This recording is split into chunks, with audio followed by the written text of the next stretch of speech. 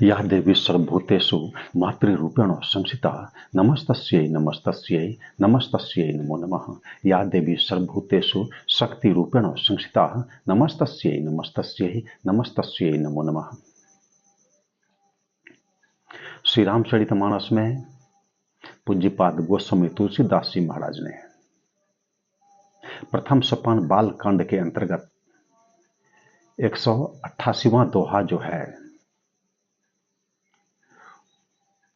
उसके बाद की पंक्ति में राजा दशरथ की व्यथा का उल्लेख करते हैं। गोस्वामी जी लिखते हैं कि एक बार भूपति मन माही भयउ गलानी मोरे सुत नाही। राजा दशरथ सरयू नदी में स्नान कर रहे थे। तत्पश्चात वे अपने पितरों को जलांजलि देने लगे। इसी क्रम में उन्हें इस बात का स्मरण हुआ कि मुझे तो कोई पुत्र नहीं है, कौन जलांजलि देगा। इस बात को लेकर उनके मन में बड़ी व्यथा हुई। एक बार भूपति मन माही, ऐसे तो व्यथा इसके पूर्व में भी हुई, परंतु यह व्यथा अति तीव्र हुई।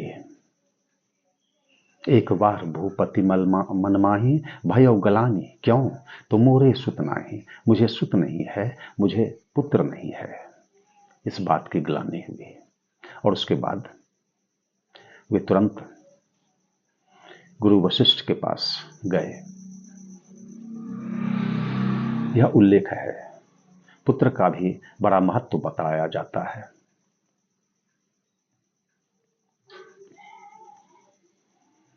जो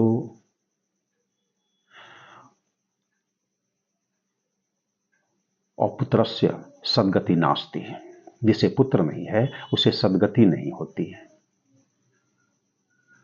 यह उल्लेख है। पुत्र भी कई प्रकार के बतलाए जाते हैं। स्मृति में इसका उल्लेख है। एक तो जो आत्मज हुआ वह तो पुत्र हुआ है। इसके अतिरिक्त जिस अनाथ का पालन पोषण किया गया उसकी गणना भी पुत्र के अंतर्गत ही है, वह भी पुत्र है। और ऐसा यदि नहीं है तब फिर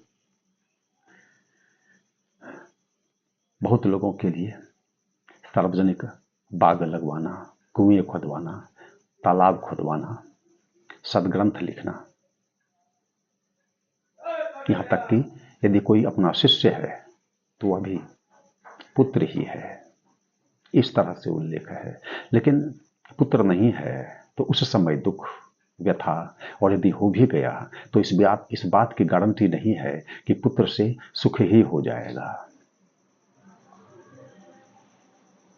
पुत्र गर्भस्थ हुआ तो माता को कितनी पीड़ा, गर्भपात होने का भय नहीं है तो उस समय परेशानी है, और जब संभावना हुई तो वहां भी परेशानी है। गर्भस्थ हुआ तो गर्भपात होने का भय। कालांतर में जब प्रसव होने की स्थिति हुई तो मृत्यु के समय जितनी व्यथा होती है, जितनी पीड़ा होती है, प्रसव वेदना उसी भांति। तब जनन होता है, कितना कष्ट।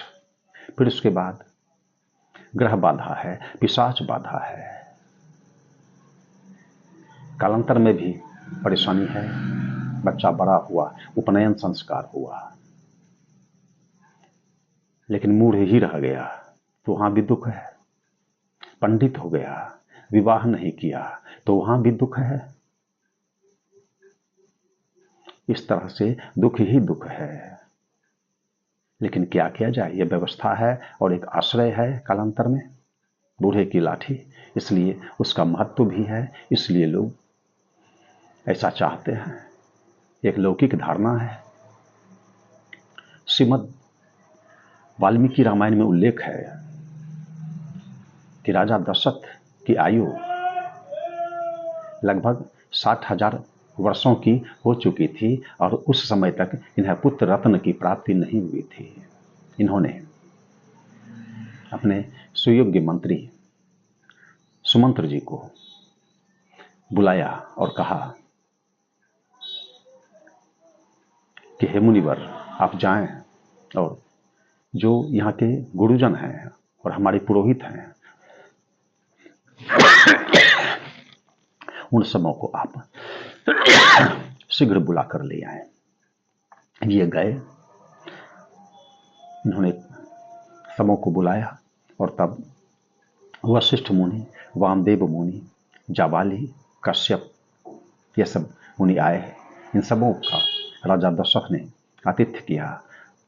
तत्पश्चात अपना भाव निरूपित किया कि मैं अश्वमेध यज्ञ करना चाहता हूं पुत्र की प्राप्ति के लिए, क्योंकि पुत्र होगा मेरी मृत्यु के पूर्व ही वह योग्य हो जाए, पराक्रमी हो, सूरवीर हो, राजा के उसमें लक्षण हो, तभी तो वह प्रजा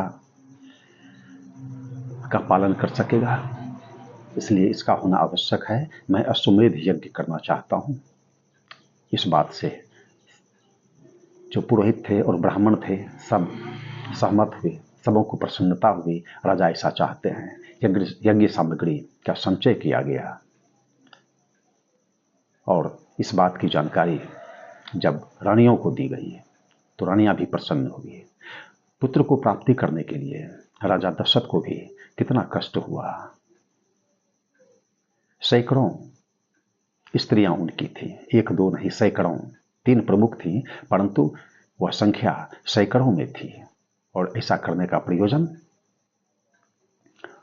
तो पुत्र का नहीं होना, लेकिन इसके बाद भी यज्ञ करना पड़ा और जो उसकी प्रक्रिया है उसके बाद वह यज्ञ फलीभूत हुआ और पुत्र रत्न की प्राप्ति हुई। लेकिन यह जो बात है कि एक बार भूपति मन माही भयउ गलानि मोरे सुत नाही, यह तथ्य विचारणीय है इस दृष्टिकोण से कि राजा तो ज्ञानी थे। राजा दशरथ कोई साधारण नहीं थे, ज्ञानी धर्मात्मा थे, शूरवीर थे, पराक्रमी थे, सात्विक थे, सज्जन थे, पूर्व जन्म का संस्कार था, इक्ष्वाकु वंशीय थे, लोकप्रिय थे, तीनों लोकों में इनकी ख्याति थी। और इनके मन में पुत्र ना होने के परिणाम स्वरूप दुख एक विचारणीय तथ्य है। ज्ञानी भी थे ये, तो जब ज्ञानी थे तो इनके मन में पुत्र ना होने के कारण अज्ञानी के समान दुख क्यों हुआ? यदि दुख हो गया, दुख सुख सरिस प्रशंसाकारी है, दोनों में तो समभाव रहना चाहिए। लेकिन यदि दुख सुख में समभाव नहीं है तब फिर ज्ञानी कैसे हैं? इसलिए कहा जाता है कि यह जो पुत्र है लौकिक पुत्र, यह तो पुत्र है ही, लेकिन वह जो पुत्र है ज्ञान रूपी पुत्र, वह हो जाए। वह जब हो जाएगा तो उस पुत्र के हो जाने से उस पिता के जीवन में कभी दुख नहीं होगा, कभी शोक नहीं होगा, कभी भय नहीं होगा। ज्ञान रूपी रामपुत्र का अवतरण हो जाए, हम ज्ञानी हो जाएं और हमारा ज्ञान दृढ़ हो जाए। ज्ञान अखंड एक सीतावर, माया अवश्य जीव सचराचर। और हम लोगों का क्या हाल है? उपजई बिनसी ज्ञान जिमी पाई कुसंग सुसंग।